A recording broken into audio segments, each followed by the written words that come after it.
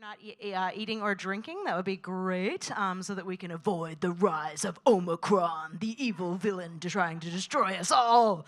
The couple little announcements before we get started. The bathrooms are, of course, where you came in.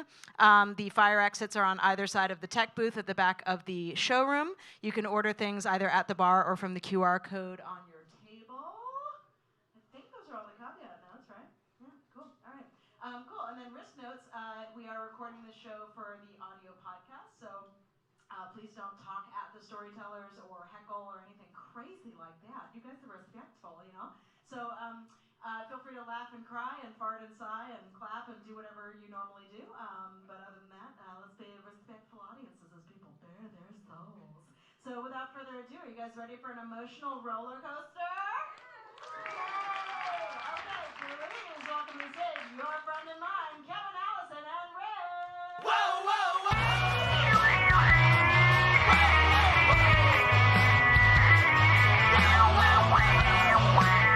Hello! Welcome, welcome, welcome. Thank you for coming out tonight, folks. Oh my God, we are here. We are here at the last show of the year. This is the 13th Risk Winter Holidays show. Woo! Oh my God! And we are so happy to be on stage and in a room with people present. I mean, oh my gosh. It's been such a hectic and crazy and confusing year, you know, not quite as, well, you know, almost, but not quite as confusing as last year. But it's just been such a thrill to be able to come here to Caveat and like really connect with folks in the room again. But that said, it's also been such a joy to have the live streams happening. There's one happening right there. Hello, everyone out in live stream world, now that we know that technology. So the show is also going out live to various folks all over the place. So, oh my gosh, we're so thrilled to be here. Now, how many people in this room tonight have heard the Risk podcast before? It's so funny because I always forget the reason I'm asking that question, which is I should follow it up with how many people have not heard the Risk podcast before but are newcomers? Good. Welcome. Welcome to the newcomers. We love when people are kind of experiencing Risk for the first time. So if you don't know, Risk is the show where people tell true stories they never thought they'd dare to share. And they can be scary, they can be funny, they can be beautiful, they can be traumatic. They're all over the map. But during the winter holidays, we try to keep it a little bit on the lighter side. And that is what tonight's stories are mostly about, is stuff that happened to folks during the winter holidays. And last year, I told a story about my family's insane tradition of our Christmas tree hunt. And there were so many memories packed into that story because it was like 25 years of Christmas tree hunts that I felt like, I was like, you know, I knew that I was going to get blowback from my family about that story because, you know, any storyteller knows you fuck stuff up all the time, right? You kind of got to like fill in gaps of your memory with, I'm pretty sure it was this year that this happened, you know. In the Christmas tree hunts, there was always some child shitting their diapers in someone else's lap, but I was always confused as to who shat on who which year.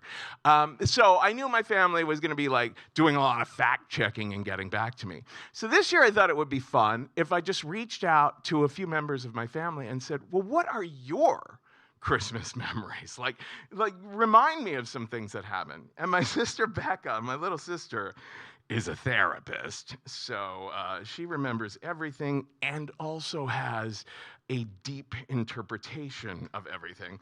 But this one I loved. I just want to read it verbatim. She said, one year when we were kids, you dared me to break an ornament on the tree.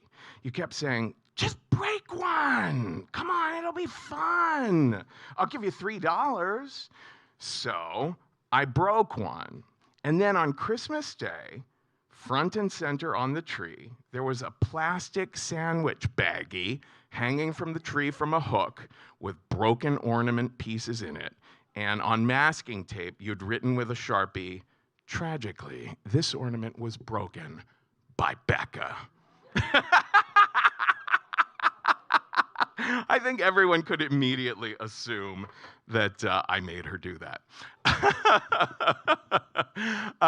But I was also thinking, like, she also, there was just one part of her email that she wrote to me where she just wrote one sentence. And I was like, I love it. I love when someone says like one sentence of a memory of something that suddenly when you start going back and being like, wait, what was happening in the months prior to that? Or what did that lead to? Where all of a sudden you're like, oh shit, there is a saga there. So the one sentence she said was, I remember Peter and his black leather jacket. So here's the deal. There's 5 Allison kids. I'm the 4th. My oldest brother, Peter, he's the prickly one, you know? He's like the kind of a, curmudgeon, kind of a jaded, blunt kind of guy. There was one year that we went on a family vacation to South Carolina, to a beach house in South Carolina. And he texted us, this was just a few years back, he texted us, hey, it's been a long drive, so when I get there, I'm going to want to have a nap. And we were like, yeah, sure. Yeah, we won't make any plans. You can have a nap when you arrive, or a nap when you arrive. So he shows up in the car, and everyone runs out of the house to give him a hug. He gets out of the car. He's like, yeah. It'll be time for hugs later. And walks right up into the house and goes to bed. So whenever we see him nowadays for the, we haven't seen him in a while, we're like, yeah. It'll be time for hugs later. But anyway, Peter, in 1984, he was in college, and he was really determined at all times to be kind of cutting edge and badass, right? And he had just seen the film The Terminator that year, and oh my gosh, he was so impressed with how badass that movie was. He was also always very concerned that I was turning out to be a little faggy. Little did he know, I was turning out to be a lot faggy. But, he would do things to try to toughen me up. He tried to get me on the football team. And in this particular incident, he thought it would toughen me up a little bit to take me to the Terminator. He wasn't technically old. You had to be 21 to accompany a minor. I was about 14 at the time.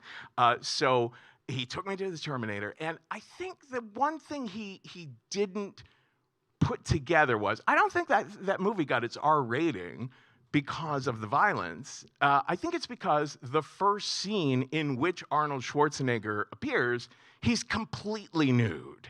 And what is this, however many decades later? That's the one scene from The Terminator that I still remember. But Pete came away from that movie thinking, I want to get myself a black leather jacket with shoulder pads inside, like the Terminator. So he asked my mom for that for Christmas. And my mom grew up in the 50s, and she was a very, very good Catholic girl. And she said, Peter, black leather jackets are for greasers, and greasers are losers. So, didn't look like it was going to happen, right? I could have told Peter that would be her reaction, because she'd also been very upset several years prior when I got the soundtrack album for the movie Grease, which criminally really humanizes greasers. But anyway, so Pete takes me to the Terminator. He's determined to get that jacket no matter what. Christmas morning arrives. Everyone's giving dozens and dozens and dozens of presents.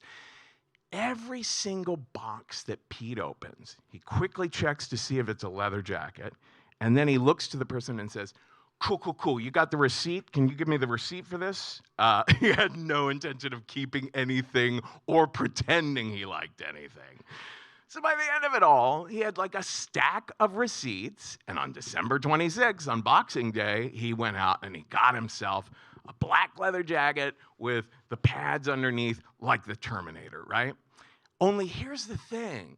Pete started wearing this jacket everywhere, and everyone he knew, they had an interesting reaction to it because they hadn't seen the Terminator. So they would say to him, "Oh, Pete, okay, yeah, a leather jacket with like shoulder paddy things, like Michael Jackson?" So come around about February, Pete gives the jacket to my mom and he says, "Yeah, I don't think I want this thing anymore. It's kind of faggy." So she puts it in a bag to go to Goodwill. Now, at the age of 14, I was already thinking plenty ahead because I knew that in about 5 years, I'd be going to college too. And I was dead set determined that the college I was going to go to was going to be in New York fucking City so that I could be faggy. So I went down into the laundry room, scrounged into that Goodwill bag, got that jacket, and hid it, ironically, in my closet for 5 years. And then the day finally came that I was in Greenwich Village, and I put a pink triangle pin right on that jacket, and you can see it right here now.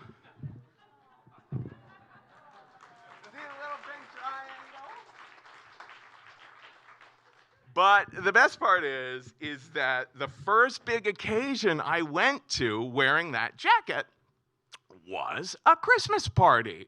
It was at my friend Tim and Derek's place in the East Village, and it was their annual Christmas party that was just a big apartment filled wall to wall with hot, young, gay men, right?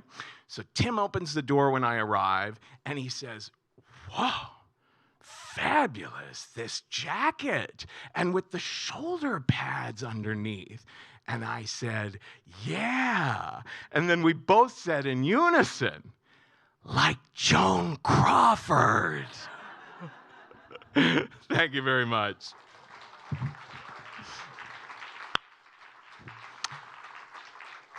Okay, I think I already explained to everyone, or most of you, I think I got to say hello to most folks. Oh, thank you guys so much.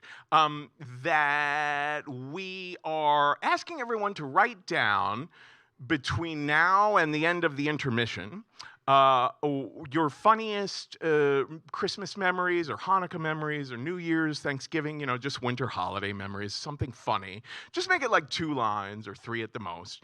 And you don't even have to sign your name. I'll read some of them after the intermission.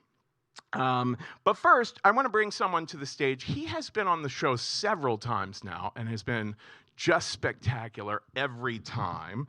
He is an award-winning author, and he is a Moth Grand Slam winner. So it's a thrill to have back on the show, Mark L. Abbott.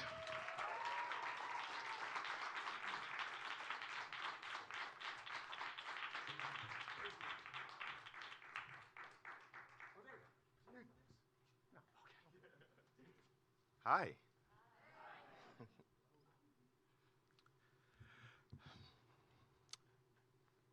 My father knew everything there had to be known about Santa Claus. He was the preeminent person in the house. Anything we wanted for Christmas, first of all, he had a beeline to this man. He knew the address, he had his phone number, and he could answer any question we had about Santa Claus. For example, I wanted a dog. Can't have a dog. Well, why not? Won't survive the trip from the North Pole. He won't stay on the sleigh, so Santa can't bring him. Dad, we don't have a chimney, So how does Santa get in the house? Real simple. He rings a bell. And that's why I have to stay up and sit by the window and make sure that he doesn't wake you when he comes to the house. Okay, but if it's not snowing, does he bring the sled? No, he has a truck. A truck? He goes, yeah. He drives down from the North Pole and he pulls up in front of the house with everything. He's like, how do you think he gets to all the malls? How do you think he gets to Macy's? He's got a truck. He had an answer for there was no way to stump this man. So we took it as on faith that, okay, my father knows everything about Santa Claus. We give him the letters. And here was the other thing. If there was something on our list that he knew he had to go out and get, this was what he told us.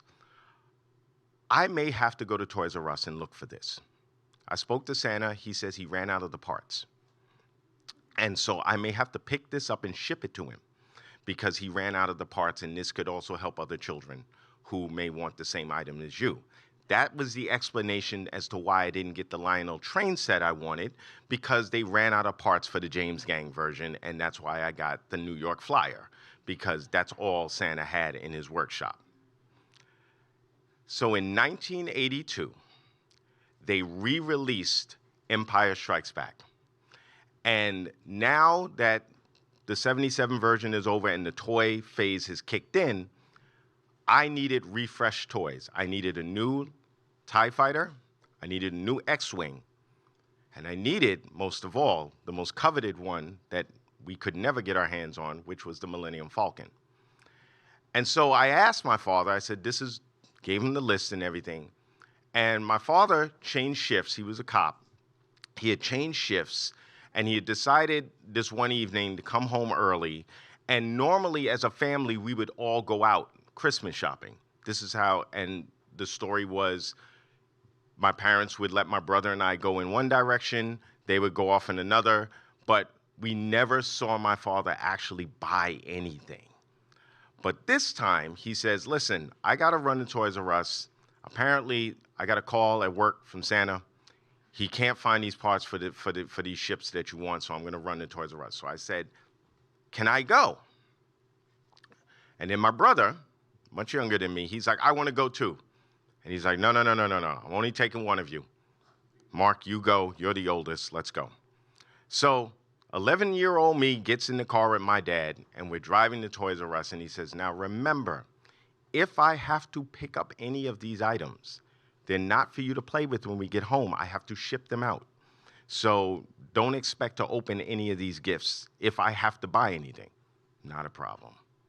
We get to Toys R Us, and he says, you know, why don't you go ahead and take a look around the store? Really? Yeah, go ahead.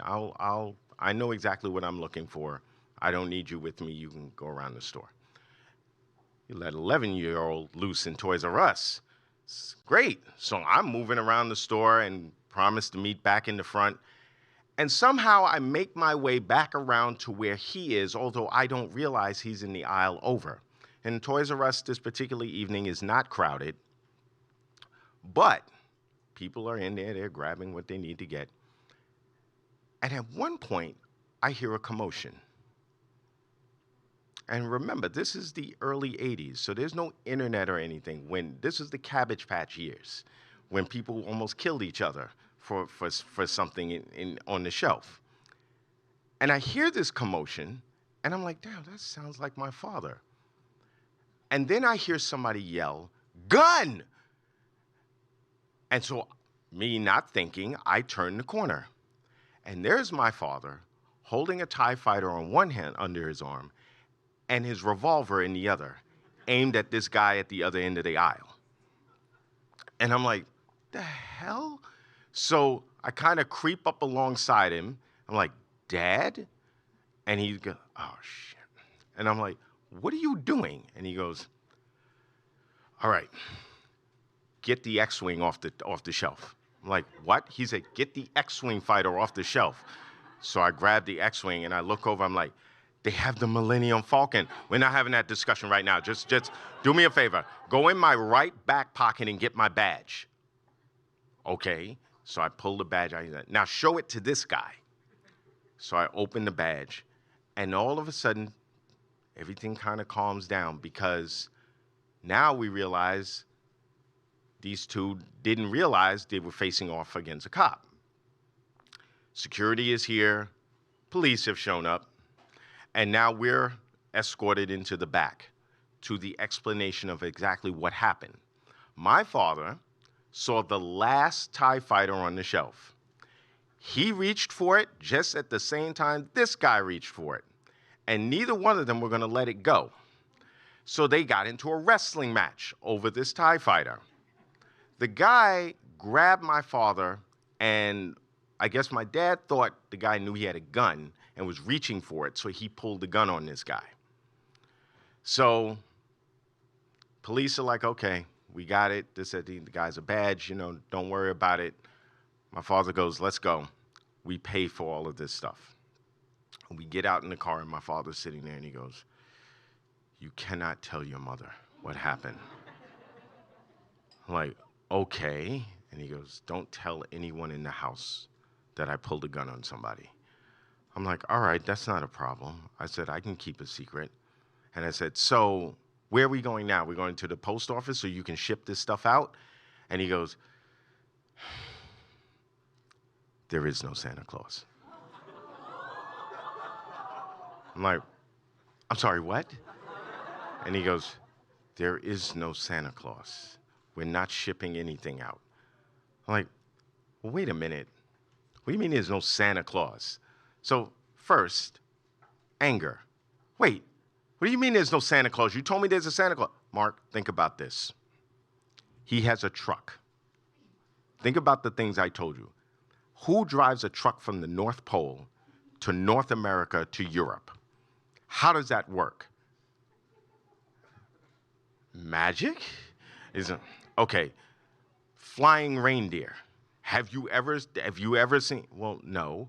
He goes, he knows if you've been bad or good. Who would know that other than me and your mother? Rationalization. Oh, so that makes sense now. Because you have been saying you didn't want me to have a dog. So that was your excuse. You're going to blame it on Santa that the dog wasn't going to make the trip on the sleigh. Okay, so it's you and Mom who are... that explains why I don't get the things that I want, because the two of you are determined not to let me have it. Third, now that I realize it's my father, the anger kind of subsides, the rationalization kicks in, and then I go, so it's you and Mom. Mm-hmm. And you don't want Mom to know about the situation here at the store, right? He said, no, we agreed to that. You know, that Millennium Falcon is looking mighty lonely on that shelf. What do you think Mom would say? My father looks at me, kind of cracks a smile, and he goes, do not push your luck. Thank you.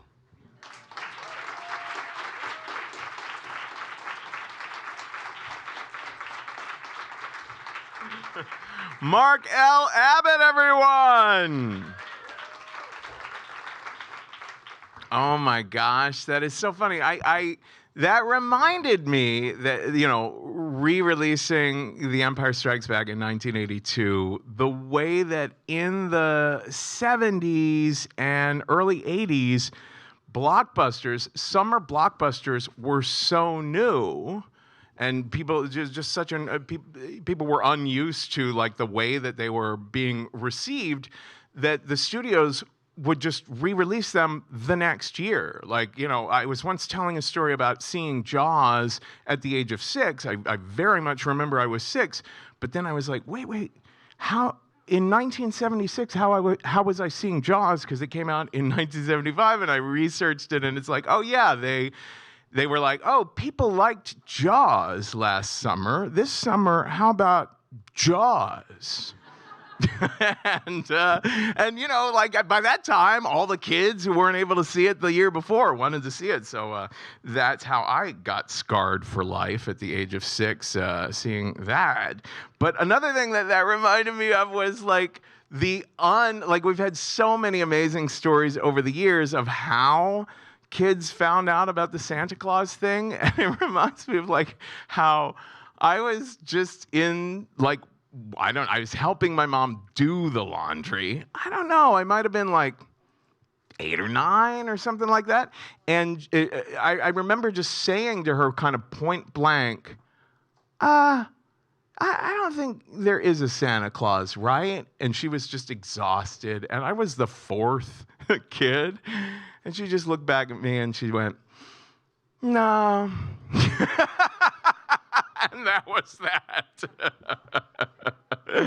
I want to bring our next storyteller up to the stage. She was on one of the very first episodes of Risk back in like 2009. We have a couple of people tonight who are returning who haven't done the show like proper on the stage in about a decade or so, and such a thrill. She was on an episode called Music. She told a story about attending a music camp with someone who turned out to be Lady Gaga. Her solo show, I'm Just Fine, was produced at The Tank, The Pit, their Solocom, and NYC Fringe, among others. She's been printed in Glamour magazine and more. Please welcome to the stage Nina Moses. Do you need this? Okay, good. Thank you. Hi. Might lower this a bit. It's an honor to be here and to be here with you guys tonight. So, this is the story about the first time I fell in love. December 2020. It only took me 35 years and a global pandemic, but I got there. If you're wondering, Nina, what you been doing this whole time? Part of it is that I have fibromyalgia. I have an autoimmune thyroid condition. So most of the time I'm exhausted, in pain, just totally uncomfortable. And I spent a lot of my 20s trying to get better and keep up. I saw acupuncturists, I changed my diet, I cut out gluten and dairy, which is the same recipe as cutting out fun, in case you're worried. And with that diet, I didn't want to go to out to eat at a restaurant. Why would I want to go on a date where I had to explain no, don't worry, it's not an allergy, I'm not on a diet, it's way worse than that. And, I didn't want to have anybody over my apartment because I only had the energy to cook or do the dishes, which is fine, you can just hide them in the freezer. But I also had just stuff all over my floor. Every time I came into my apartment, anything I had on my shoulders, I just dropped. It was like, that's where that goes now. I couldn't bend down. I couldn't, my joints, my shoulders hurt, my hips hurt. I couldn't hinge at the hips. And of course, if you can't hinge at the hips, getting laid's not that easy either. I mean, it's not impossible, but it's not ideal when you're just like, no, I like it. I like it. My body hates it, but I like it. So that was my deal. And then COVID happened. And all of a sudden, the restaurants were closed. And people were staying inside. No one could go anywhere. And I thought, the playing field has leveled. So I got on a dating app and I matched with a guy. We're going to call him Vlad. Because his real name did kind of make him sound like, I'm Russian gangster, I'd break kneecaps. But in reality, he had a normal-sized neck, and he was a little bit more lean and Jewish, like me. And I really liked the fact that we were both New York Jews. I told my friends that seeing him was like being in the movie Annie Hall, but we were both playing the Woody Allen character. Which sounds excruciating, and it was. But it was also comforting and familiar, and it was so great to meet someone as neurotic as I am. So we talked on the phone for 2 months before we were able to meet in person. And for our first date, we met, I was going to say face to face, but it was like eyes to eyes, because we both had our masks on downtown in Battery Park at a mall. And it's weird to flirt with a mask on. It's weird to talk to to try and get to know someone because you want to make eye contact, but you also want to listen. So there was just a constant turning until finally I just took his cold, clammy hands in mine and I wrapped them around my waist. And we watched the sunset and kind of touched our heads together because that's what you can do when you can't breathe on each other. And it was actually really nice and kind of cute, but new and surprising and weird for me because I'm not a hugger. In theory, I'm a hugger. In practice, I'm in pain. So most of the time it's, Nina, do you need a hug? Yes, but I do not want one. Please do not touch me. So this was, new. So there was a second date. For our second date, he picked me up in his car and took me to a drive-in movie theater to see Airplane, which he thought was a surprise until I unzipped my backpack and pulled out 2 drinks labeled TSA approved and surely you can't be serious temples. I also made him tiny little airplane wings, like a little pin. It was our second date and I was already crafting. That's how you know I was in deep.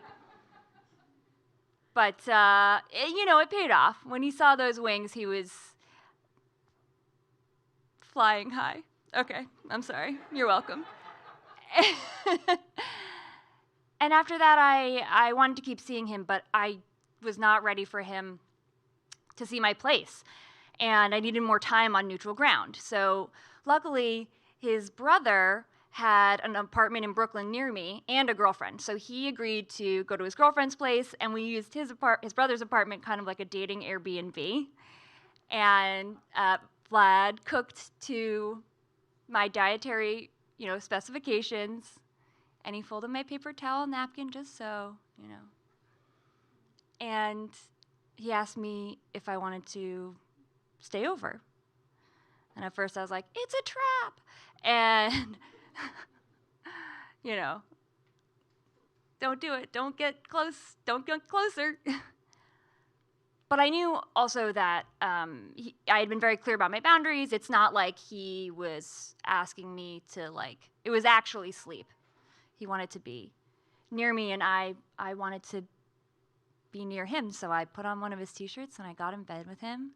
And I relaxed, and I said to myself, Nina, okay, you got this. This is intimacy. We're intimacizing.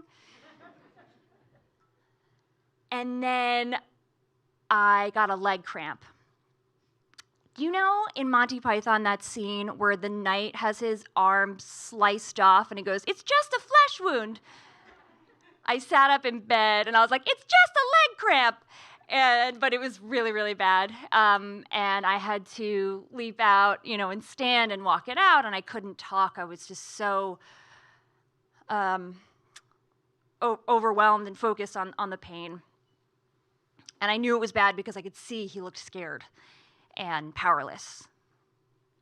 And the pain passed, and then it started to dawn on me that no one I cared about had seen my pain up close like that before.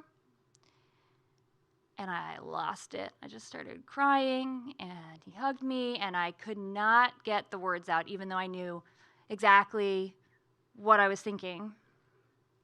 I had this secret in my throat that I had been hiding for a long time. I finally got up the courage, and I said, I feel broken. I feel like I'm physically broken, and I don't know how to be with someone like this. What am I supposed to say? Yeah, you like this? You want this? I don't even want this.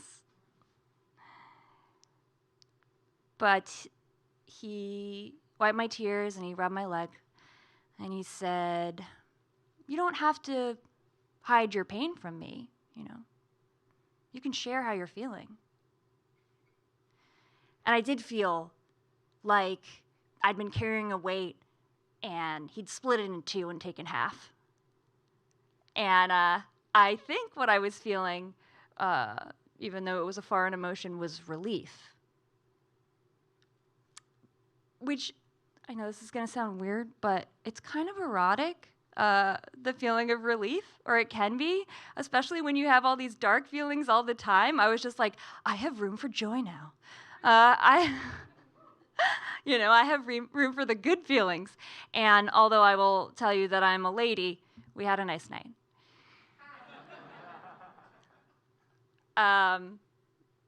So we started seeing each other pretty seriously after that. And for the first time, I started thinking about my future, which I don't know if anyone understands this feeling, but when you're sick, you don't really think about your future. You can't envision, I don't know, something other than what's happening in the moment. You can barely make, I don't want to, bring the room down.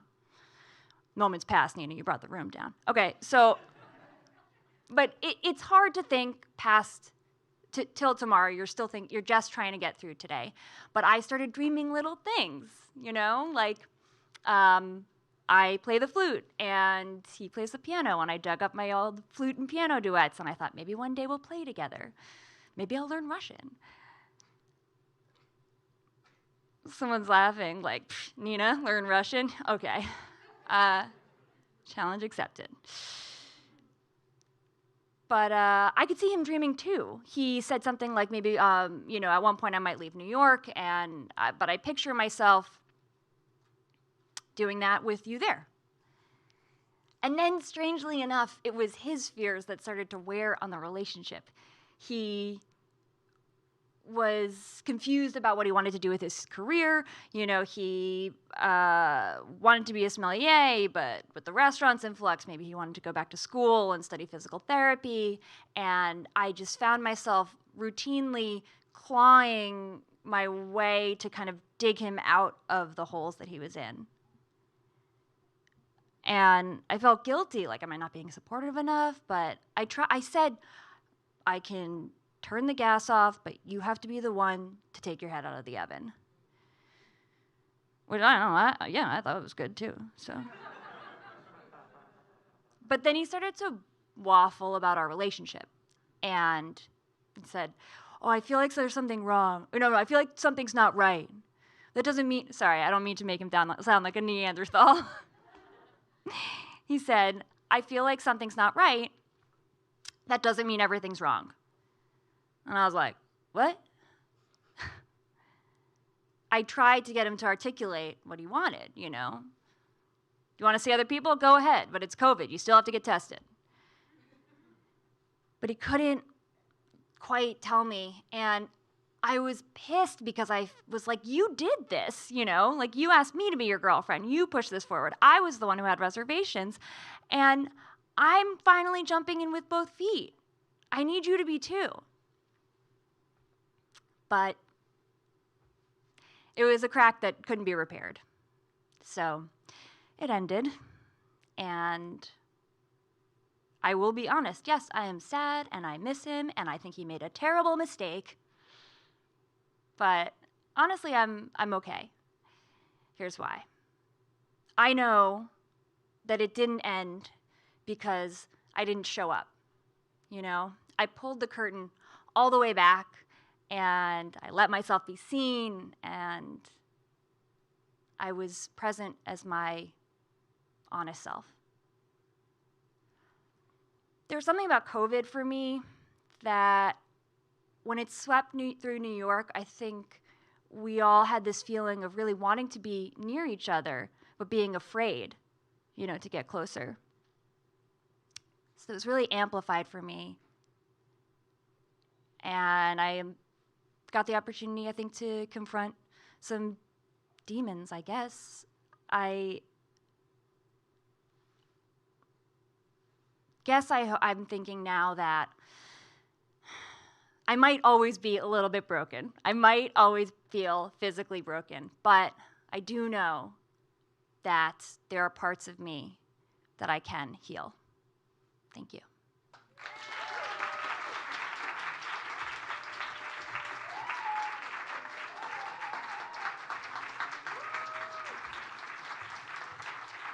Nina Moses, everyone. Oh my God, that was lovely. I mean, that is the kind of story that is, I think, so helpful for people to hear. I always insist to folks, especially because people tell relationship stories all the time on the show, that casual relationships, marriages, it doesn't matter what, they can be, learning experiences. You don't have to look at it as a complete failure or anything like that, but a part of the evolution of things. My husband and I, my ex-husband and I, the night we decided to get divorced, I said, I just insist on one thing, that we remain friends. And we have, and I'm very, very grateful for that. And then another thing that I always remember is that the day he left, everything was packed and the moving van was there and he put the last box in and we were just having a final chat before he left and he was like, oh, give me your phone. There's this thing. I don't know if you've heard about it yet, but it's called Grindr. I was like, what were you thinking, Ariel? You just opened up a whole new world to me on the day you walked out. Okay, folks, now it's time for our intermission. So if you want to use the bathroom, it's back around that ways. Drinks are over here. There might even be Risk books for sale still. I think there's some around here if you want to buy a Risk book. And don't forget to fill out your little memories of winter holidays of the past. We're going to read some of them sometime after the intermission. So we will see you back here in about 12, 15 minutes tops. Okay? Thanks so much, everyone.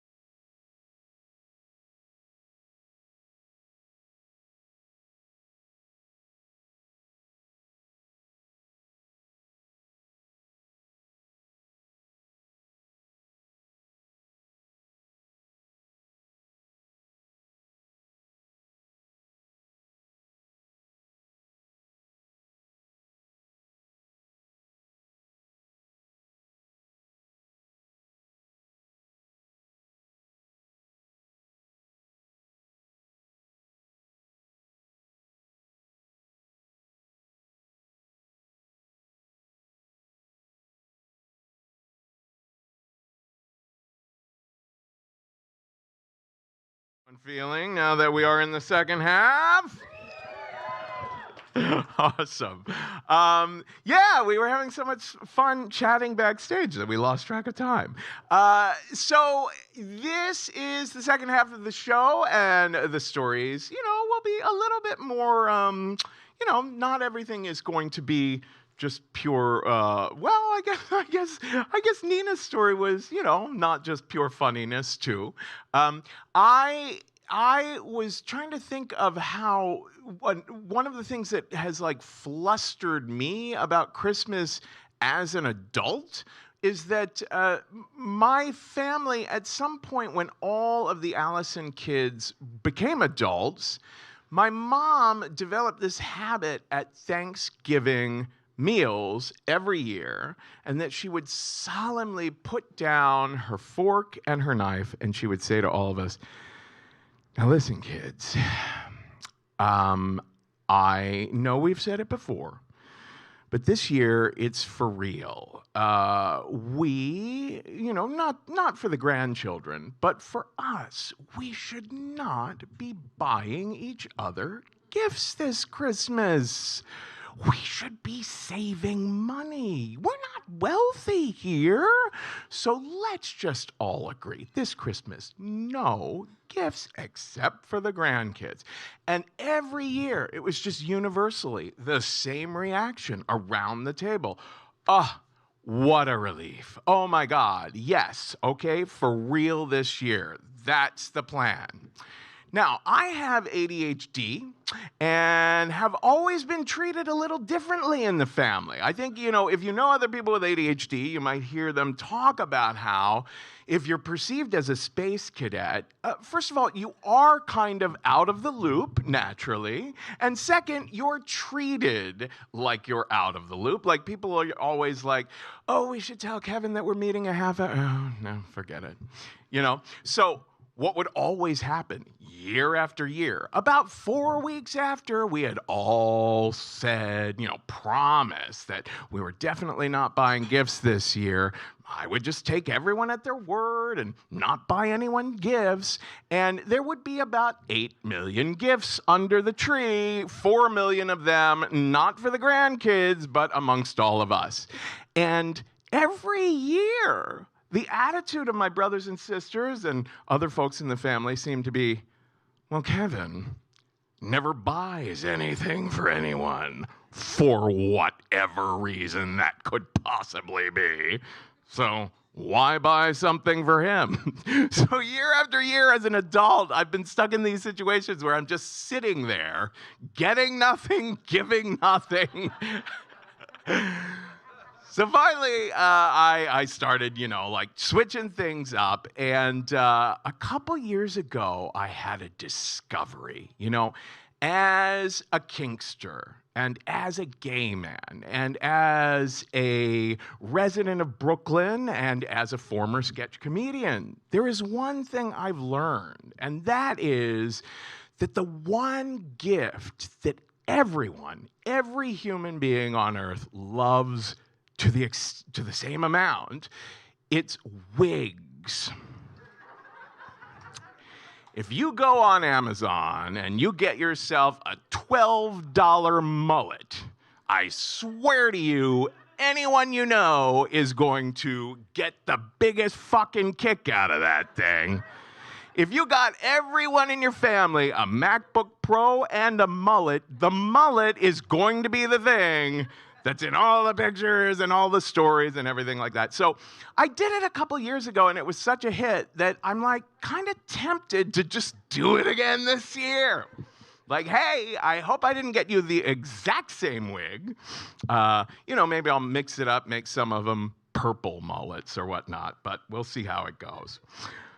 Our first storyteller of the second half, this is his first time telling a story.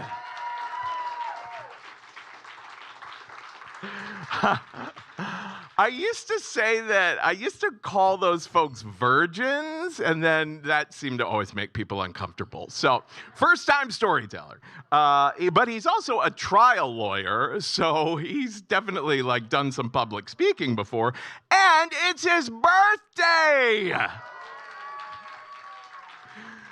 In fact, Sam, where are you, Sam? Let's sing Sam happy birthday before. Happy birthday to you. Happy birthday to you. Happy birthday, dear Sam. Happy birthday to you. All right. So everyone, please welcome to the stage Sam Carliner. Okay. Thank you. Thank you for the birthday wishes.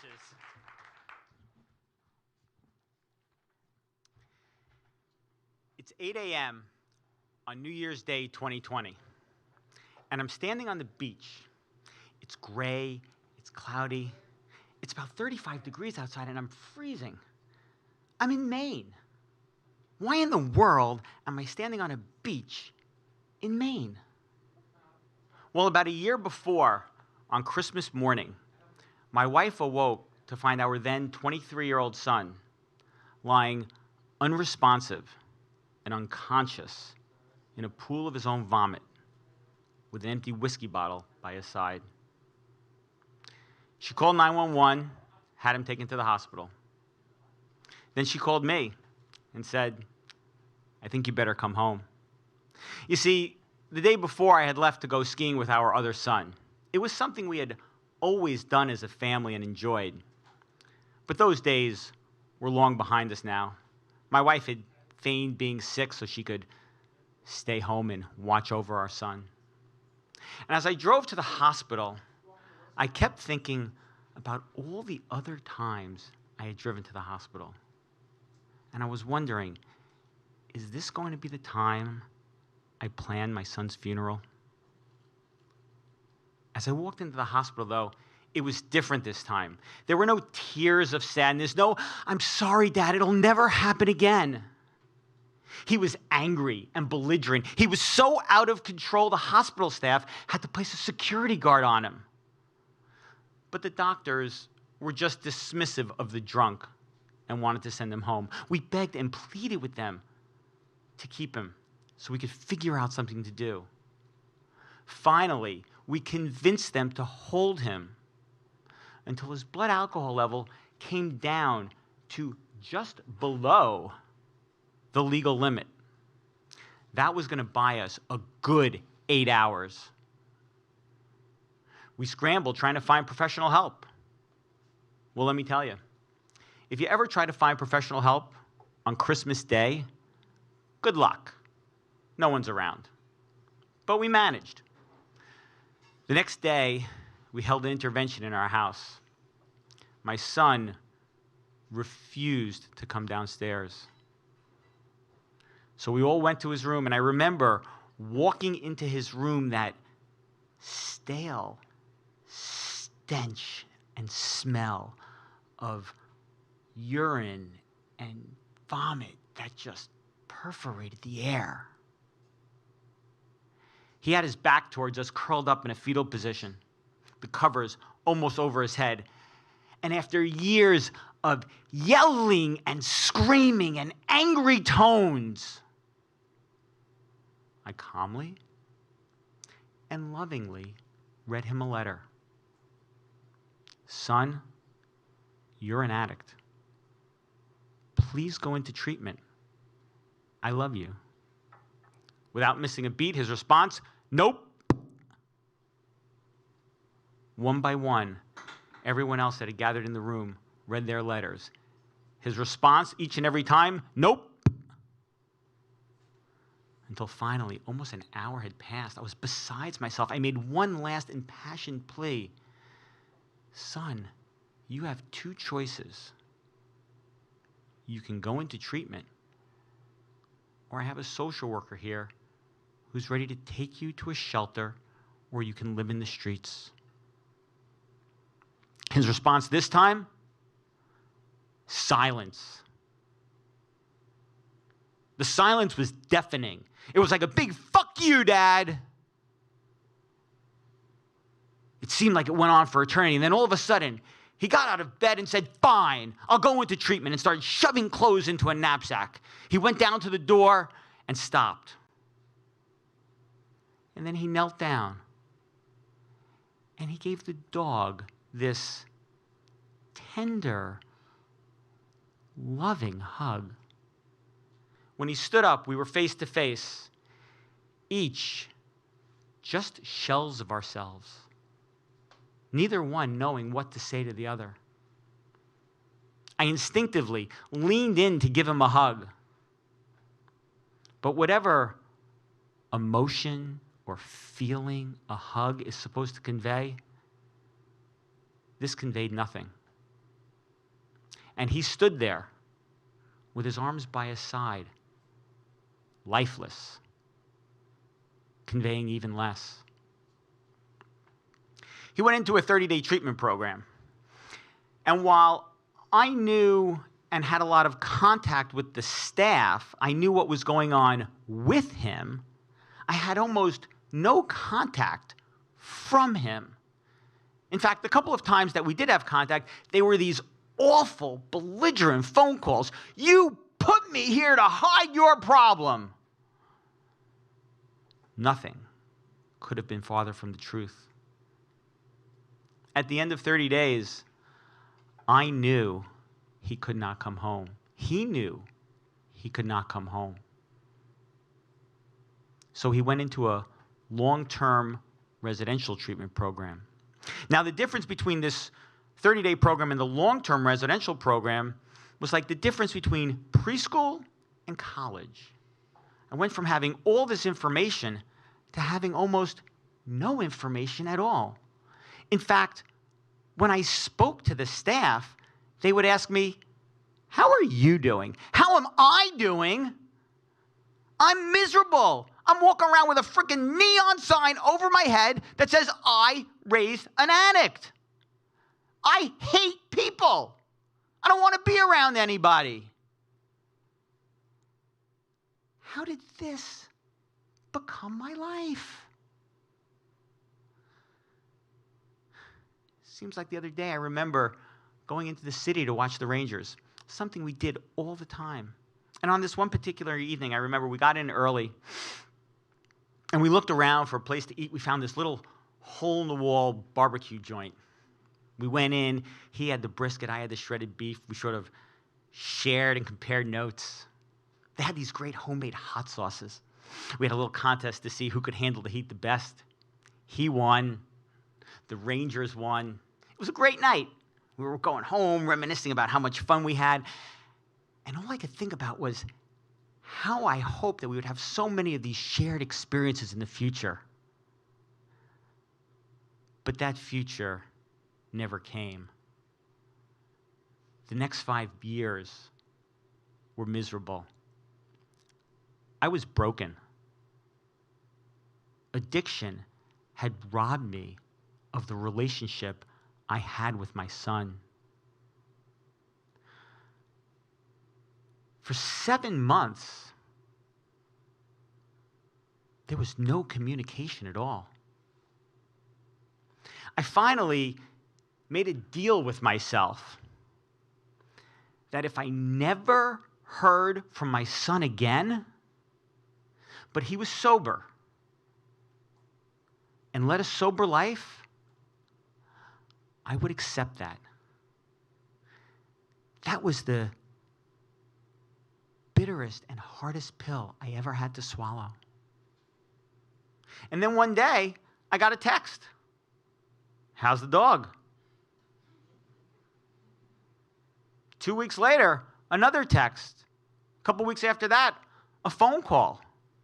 Now, these conversations that we were having were awkward. Neither one of us really knew who the other one was. And these conversations were punctuated by these periods of silence And the silence made me feel so uneasy and so uncomfortable. And then one day, I got another phone call. Hi, Dad. I just wanted to let you know that I just came back from my 1-year anniversary meeting, and I received my 1-year sobriety chip. And I'm thinking, I know. I had asked you if we could come up, and you said no. You didn't want us to be part of that inner circle of yours.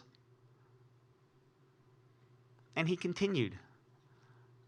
I spoke, and people came up and said nice things to me and nice things about me. And then he concluded, do you think you and Mom would like to come up tomorrow night and go out to dinner on New Year's Eve? No sooner than I hung up the phone, we're packing up the car and heading up to Maine.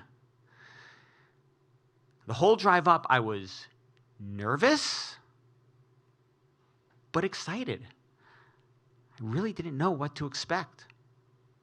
As I walked into the restaurant, I saw my son.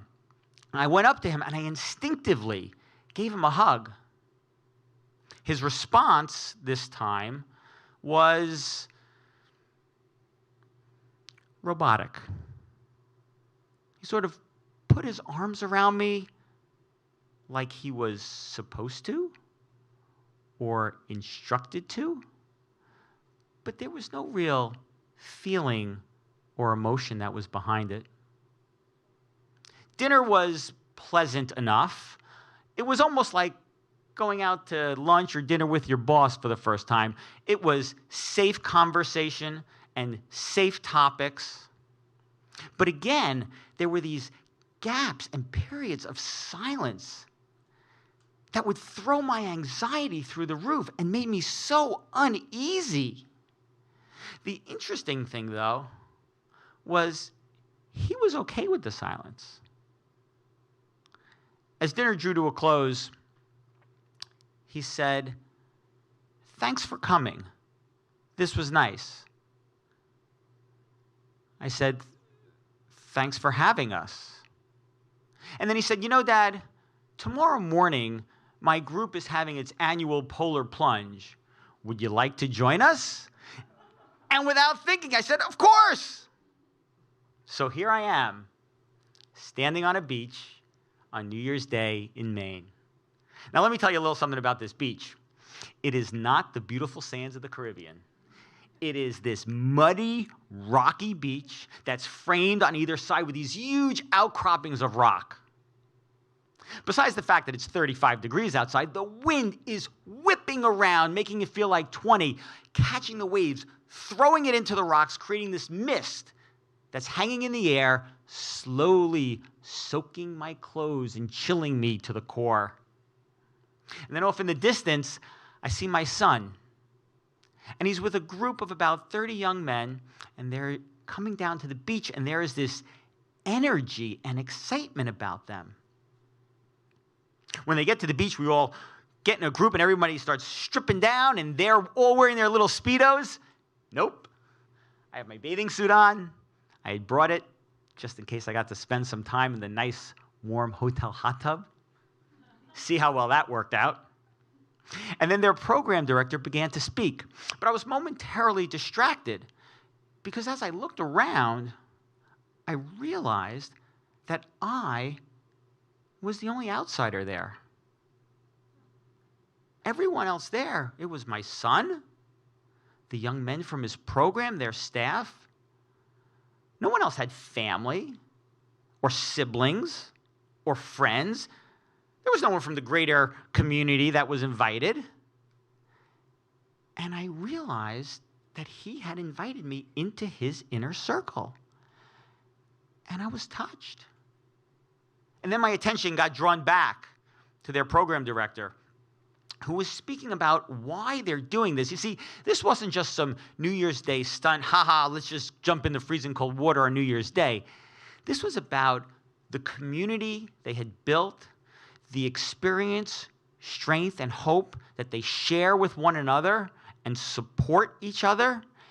It was it was moving. It was emotional. I'd love to tell you that I shed a tear, but it would have frozen on my face. Then, like the ball the night before in Times Square, there was this countdown from 10, and I'm running shoulder to shoulder with my son headed towards the water. We sort of step over the first wave, we jump over the second wave, and as the third wave comes, I dive head into it.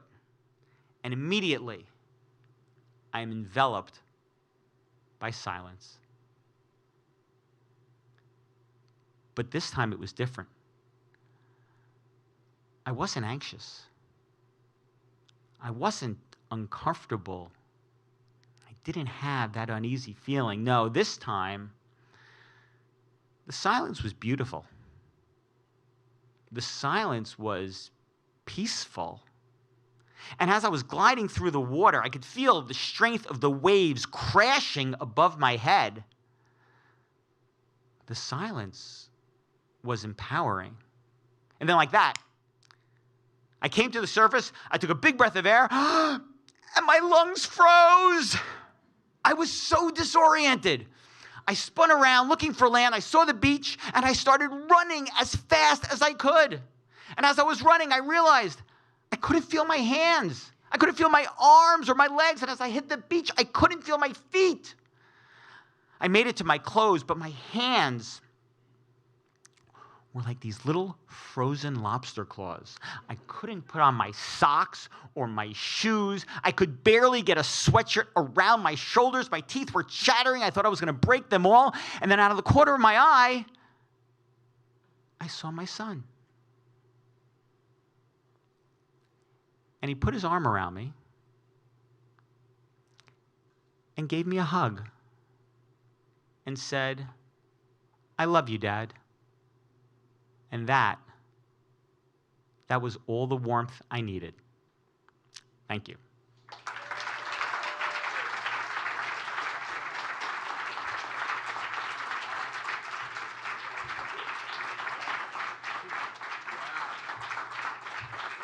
Sam Carliner, everyone. Yeah, that is one heck of a beautiful New Year's story. That's a great way to start a year, I'll tell you that. Yeah, you know, it's one of, if you don't know, if you haven't heard the podcast before, we do a lot of radio-style stories as well that are recorded in private, and then we add music and sound design. And one of the first ones we did in around about 2010 was a story that a young fella shared about his sister dying of like cocaine addiction. And a few months later, I got this email, and it was one of the first, like we get these kinds of emails all the time now, but it was one of the first times where I was like, whoa! This show is doing something out there in the world. Because this man wrote in that he was like, I just have to thank you because my son and I have been at odds for years over his addiction to heroin. And I think his son was somewhere in his early 20s or something like that. And they were just having knockout, drag-out fights and all that sort of thing. And then he said, then there was a day that I was working on the car, and I invited him out into the garage and said, you want to help me do a little work on the car? And hey, I want to play this podcast I've been listening to a lot lately. And he put it on, and it was an episode called Under the Influence. And that story about the fella whose sister died of cocaine addiction, that story played. And he said that there was just like the work under the car kind of stopped. He heard the clinking stop, you know, and his son like wheeled himself out from under the car, and there was finally like a sort of a breakdown moment, a sort of a like hugging and a sort of a, you know, rock bottom sort of, you know, letting go, giving in sort of moment. And he said, your podcast helped make that happen, you know, where he was finally willing to go get help. And it's just like the greatest honor. Like I always try to remember that we might not be making a ton of money doing what we're doing, but it's hard to beat hearing stuff like that. So thank you so much to Sam Carliner again. All right, we have some ridiculous memories of the holidays from some of you. I chose 4 of them. And everyone, thank you so much. They were wonderful to read. And I might read more of them on the podcast as well. This one is, my ex-girlfriend broke up with me at a New Year's Eve party because our signs didn't work well together. I'm a Libra and she's a lesbian. This was working on Christmas in the ER overnight. Half the patients were singing Christmas pop songs. The other half stood up and peed on the floor. This is great. My family is very white Republican and has never left South Jersey. One Christmas, a little African-American boy burst into our living room, yelling, "Merry Christmas!"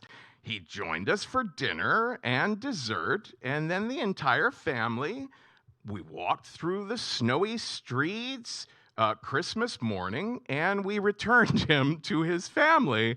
Apparently, he does that every year.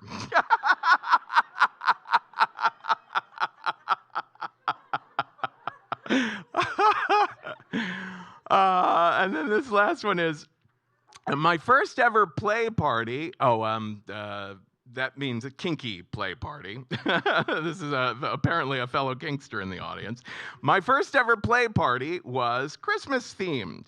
Right upon entering, there was a massive Christmas tree covered in Polaroid pictures of all the attendees' genitals. Needless to say, a picture of my ass later joined the ornaments. Thank you so much. Those were a joy. I think we should do that more often. Okay, I'm so excited about our final story. I told Joy that, we also have the Story Studio, our school where we teach storytelling. And she told a similar story to what you're going to hear tonight. Right around in 2009, 2010, when the show was brand new. And the story ended very inconclusively, very like, it's complicated. And I was very insistent that we not be too formulaic, that Risk be a place where people don't feel like they have to tack on a Hollywood ending where everything wraps up with a bow and lessons are learned and all that sort of thing. And so I've used that story, I've used Joy's story for years now, teaching people, look, you can be very honest in wrapping things up and let people know, some things are still messy and you're still growing. So it's fascinating to have her telling a sort of a sequel story many, many years later now where, she's more resolved. She, things are more concluded and she's processed all that. And so it's a thrill to have her revisiting us. She's written personal essays for The Washington Post and Salon.com. Please welcome to the stage, Joy Gabriel.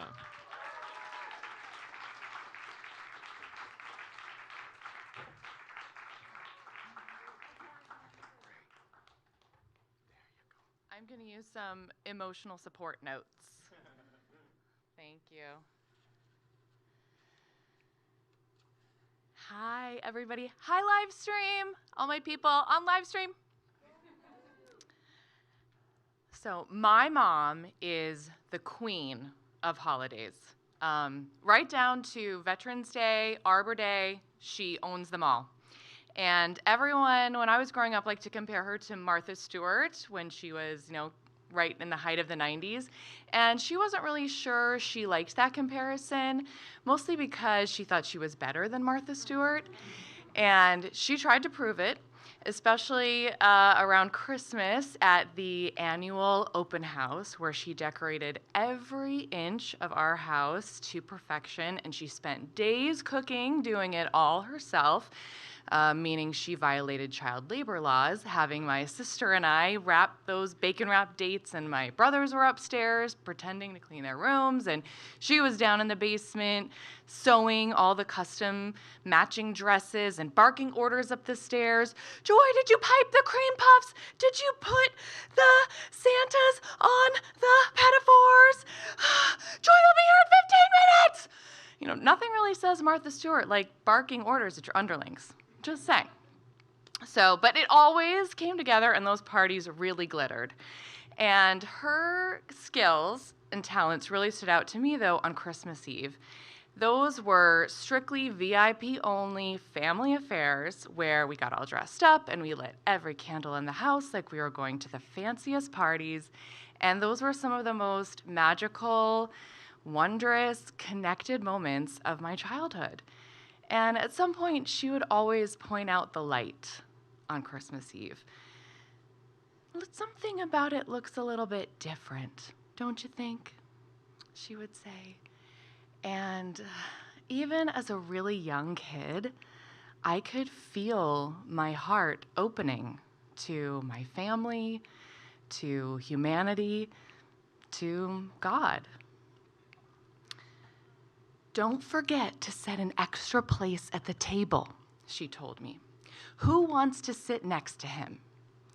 My sister and I just froze, holding the fancy gold cutlery, watching my brother disappear around the corner. I wasn't sure how to respond because I didn't know if it was a good idea to fight over who got to sit next to Jesus at Christmas dinner.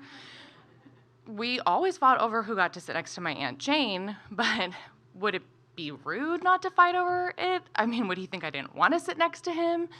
He should sit next to you, Mommy, Sarah said. Oh, kiss up, I thought, because that was clearly the right answer. Mom floated over in her black velvet gown and kissed Sarah on the top of her blonde curly head and said, "You should sit on the other side of him." We all stood around the table and listened to the Mormon Tabernacle Choir sing O Come, Emmanuel, and sat down for dinner, and I tried my very hardest to pretend like I was either in church or at Buckingham Palace. And then dinner was over, and we cleared the plates and got ready to bring out our annual birthday cake for Jesus and reverently sing happy birthday. And my mom stopped. Look, doesn't it look like there's less Martinellis in the glass? My dad kind of peered over and gave a and then just carried on towards the kitchen, and my mom stopped, made him. That whole response she did not care for, and it just made her double down. And she goes, "Look, everybody, I'm serious. I think he wants us to know he was here." All at once, I could feel my heart beating in my chest, and my vision started to tingle around the edges like the beginning of a migraine aura. And the glass looked exactly the same to me, but everyone was just zoomed in on it, not saying anything. Could they all see it? I looked harder. Maybe there was a shadow there. I didn't know what was happening, and the room was very, July thick in the air. I was having a hard time catching my breath. To this day, I do not know why I didn't just shrug, play along, move on to happy birthday, but I have this annoying, driving problem that I just need to keep it real. So I dove in and I said, "I don't really understand." Mom's glowing Holy Madonna facade just crumbled and her eyes lasered over to me, and she said nothing. And I said, "Well, I guess I just mean, if he was here in spirit." "Oh, no, he was personally here." "Well, right, yes. So maybe if he was here in a spirit form, and not as a physical body is just what I'm wondering, because would he drink the juice? Like, wouldn't it have to go into his stomach? And I don't know. Mom brushed some crumbs off the table without looking at me. Always so literal, Joy.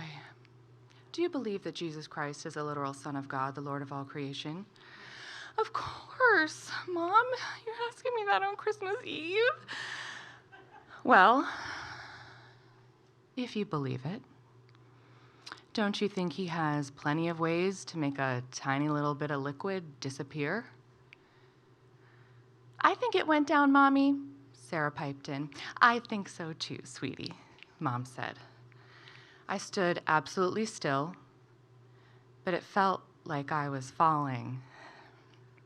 Sometimes our physical eyes won't allow us to see the truth, and we need to ask the Lord to remove the scales from our eyes so we can see through the eyes of faith, the way things really are, she explained to me. Do you understand? I nodded, said a prayer, and looked at the glass again. It looked exactly the same. But I was devastated. I didn't have enough faith to open my spiritual eyes and see the truth. I looked at my mom. I wanted to see more than anything. I looked at my family sitting around the table, and I couldn't bear to be the one standing outside of it. Can you see? She asked. Yes, I said. She smiled, and I walked into her open arms for a hug, although I was sick with worry that my faith, myself, were lacking. And the moment I stepped into her arms, it was okay. For a brief moment, everything felt just right. Over time, Mom and I grew apart, and her visions and revelations got bigger and grander and led to more trouble in reality. And it became really clear to me that she had emotional troubles and mental health issues. But because I had a lot of awe and, frankly, reverence for her, she had a hold over me that was really difficult to shake. But eventually it just became impossible to communicate.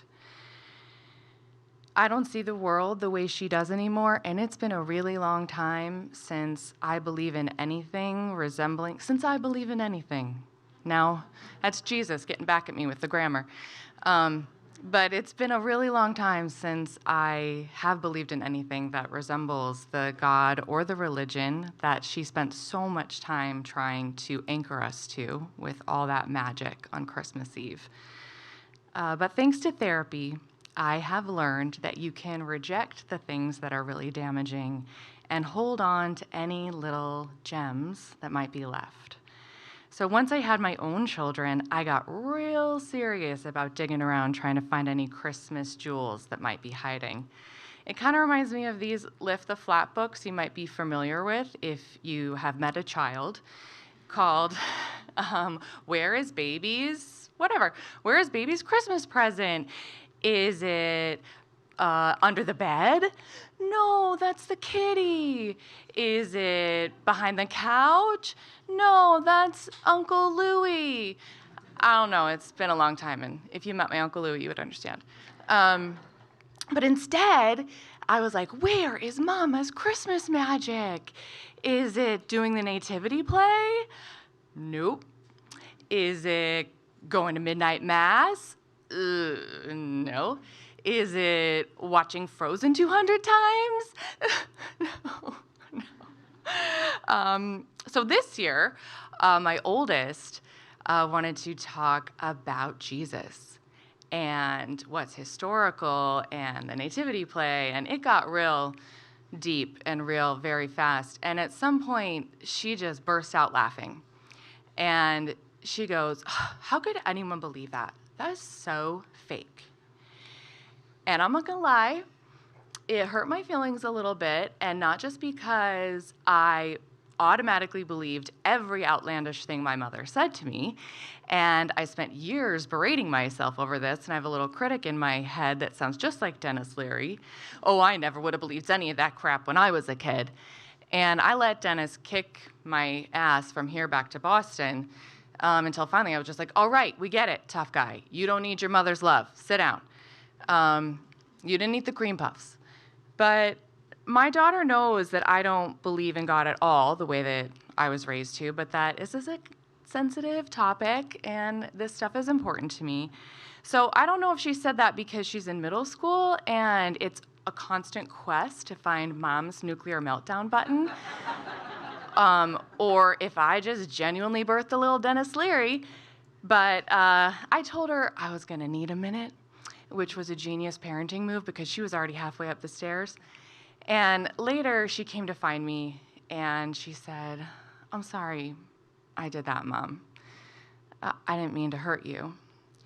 And I hugged her real close, and then we had a talk about appropriate ways to respectfully express ourselves about other religious beliefs, etc., because I am not raising a Dennis Leary.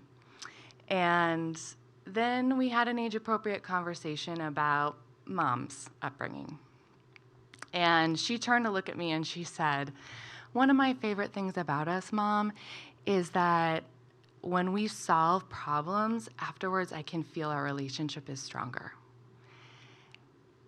I know she sounds like a 45-year-old therapist, but I swear that is a direct quote. And Mom, we got a lot of problems. Thank you. Thanks, honey.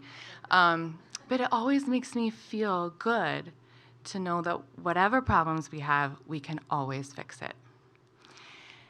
I said that to my husband when we were snuggling in bed, and he goes, "You know what she's talking about, right? Unconditional love." Whoa. I don't know if I was more amazed that he said that or that he was right, but he was totally right. And suddenly, I saw this whole Dennis Leary shenanigan in a completely different way. I was amazed by her laughing in my face at my deepest wounds. I never, ever would have questioned my mom about anything because I wasn't allowed to. Her love was exactly like the God that she believed in. You could get it in droves as long as you believed and behaved in exactly the way she wanted.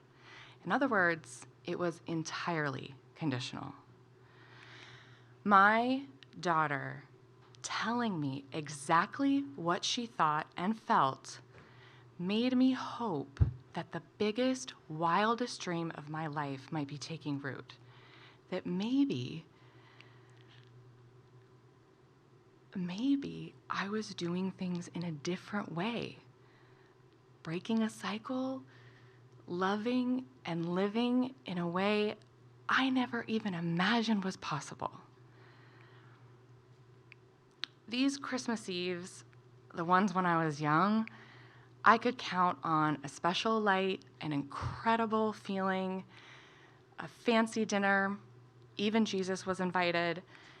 But in my home, I have no idea what's going to happen. The kids will probably definitely fight. I'm going to make something for dinner that one or both of them finds totally disgusting. Someone's going to march up the stairs screaming, "You ruined my life!" But maybe somebody will come out from behind the slam door and hug and try again.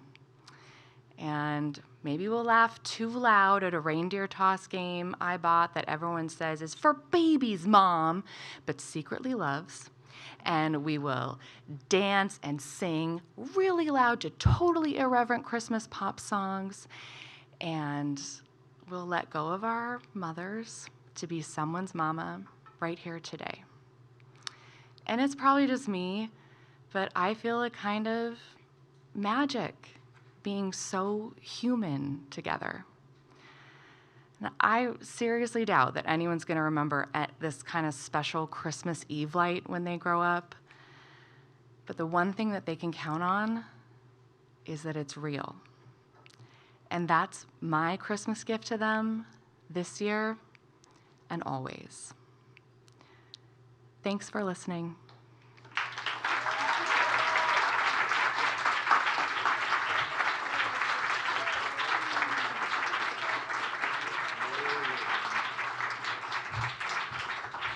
Joy Gabriel, everyone! Wow, what a wonderful final show of the year. Let's hear it for all of our storytellers tonight. Yeah, and to you too, what a lovely audience, and to everyone out there in live stream world, don't forget to check out the podcast. And let's see, we're back on January 20th, I think. January 20th, we'll be here for the first show of the new year. So everyone, happy holidays, have a wonderful, wonderful break, and we love you all, and good night. Whoa, whoa, whoa.